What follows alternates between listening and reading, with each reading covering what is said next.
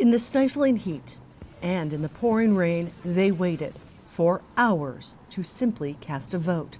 Even for a state that has a long history of voter suppression and election issues, this was a massive failure. Since 11:30. And what time is it? So it's 2:30, so we're going on that 4-hour mark. You just hear this every single election cycle, that there's constantly the voter suppression that's going on because we don't have enough polling locations and we don't have enough machines that are in certain neighborhoods. Georgia spent more than $100 million for new voting machines that voters said many of them just didn't work.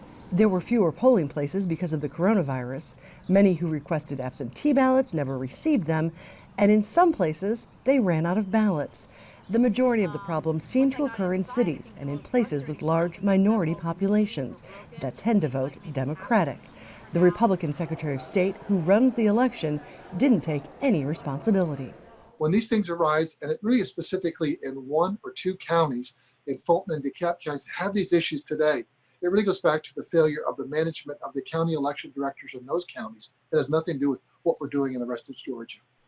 The local official did take responsibility, but seemed confused as to how so many things went wrong. This is Fulton County elections, but this is Fulton County. So ultimately, I'm responsible. All I know is that we invested $15 million to have a smooth election.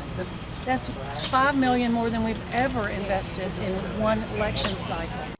There was also a larger than expected turnout, in large part because of the recent protests over police brutality. We're going to see some changes this year that we would not have seen if people were not in the streets. And you should absolutely do both if you can. Get in the streets, come to the polling places. So I have two young sons, 20 and 17. I make sure they vote. In Georgia, that is difficult. And as the final votes were cast well after midnight, it was not clear the state will do anything to make sure this doesn't happen again in November. Culhane, Al Jazeera.